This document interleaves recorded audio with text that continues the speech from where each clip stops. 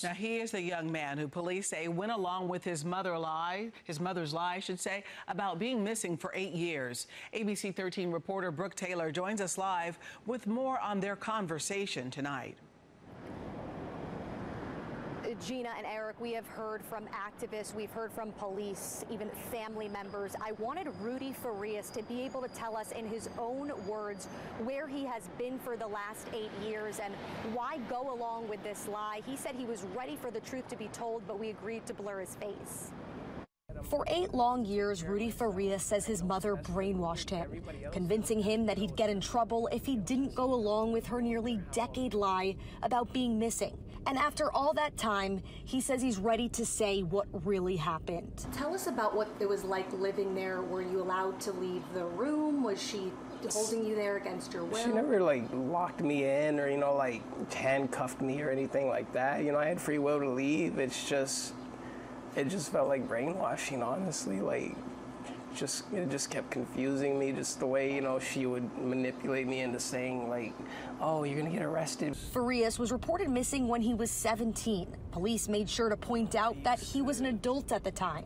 He says he may have been an adult, but he felt he had to listen to his mother, the only family he felt he really had or could trust. She locked me in there pretty much mentally, just that she was my only parent. She was the only person I ever really had besides my brother. So when I lost my brother, I didn't have anybody to teach me how to live, how to have confidence or trust in myself. His father was an HPD officer who took his own life in 2014, but they never had a close relationship. His half-brother, who he says was the glue to his family, died in a motorcycle accident in 2011. He says his death took a toll on both him and his mom. After he had passed away, I just wasn't able to, love myself or anything anymore. I wasn't able to have somebody like a father figure. He was my brother, but I never had a dad. During the 8 years, he says he rarely left home other than to go to work with his mom. He says an officer pulled him over once when he was driving his mom's car, but says he was told to use a fake name. He says he's been kept in isolation even when family members came over. It's like I lived in prison.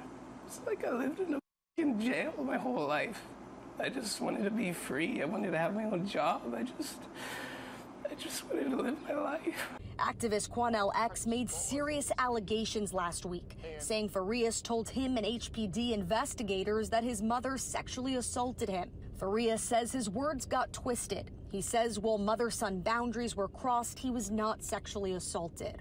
I don't know. I used to have to sleep in her bed sometimes. I don't remember why. Boundaries she would push or make me uncomfortable, and I would say stop, and she'd be like, well, why?